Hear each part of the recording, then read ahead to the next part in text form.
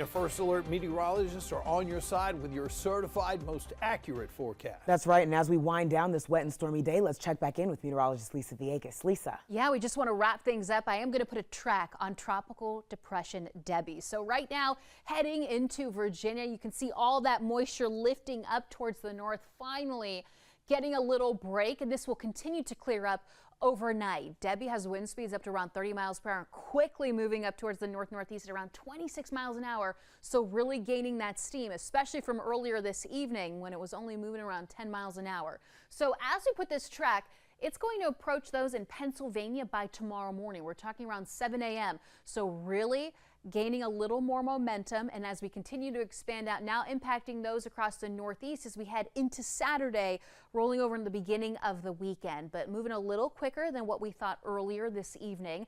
And that's some good news, which also means all of that rain will clear up and lift up towards the north. So as we take a look, this is now impacting those like Virginia, West Virginia, all the way up into Maryland and even parts of Pennsylvania, stretching as far south as South Carolina. So zooming in across Mecklenburg, yeah, we're seeing some steady rain. A lot of us even getting those misty conditions, but ongoing. So still adding to some of the rain totals that we talked about earlier this evening.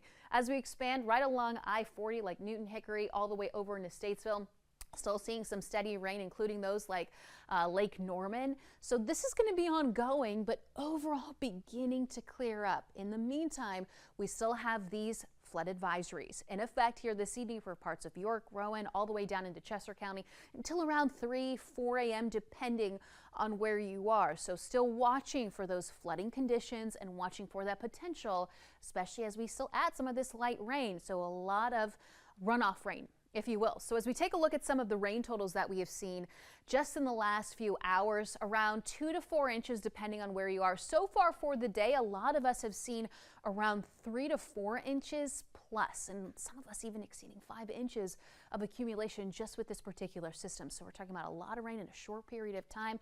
Wasn't looking so good this afternoon, finally starting to see some improvement. So as we put this in motion right around midnight, you can see Debby continues to lift up towards the north. So by tomorrow morning, a lot of us should really start to clear up. So once you head out the door, temperatures are going to be in the lower 70s. We should remain fairly quiet. And then by tomorrow afternoon, Rachel, we are going to be reaching highs in those lower 90s, which will be great. I'm just hoping that we remain fairly dry, and it looks like you have a look at our futurecast for us. That's right. What we're going to be tracking by the time that we transition into the afternoon and evening hours tomorrow is actually a cold front that's not going to go anywhere anytime soon. It's going to stall out over the Carolinas heading into the weekend, and with it, it could spark some additional showers and storms. The coverage altogether, not all that impressive. Let me walk you through this. There's 5 o'clock. You see some of those spotty downpours, maybe some storms impacting the area, but it's one of those situations where because we have had so much rainfall today, but also over the past couple of weeks, it won't take much to even instigate some additional flash flooding. So we'll watch that pretty closely, even though they're going to be few and far between. So here's what that means for your weekend.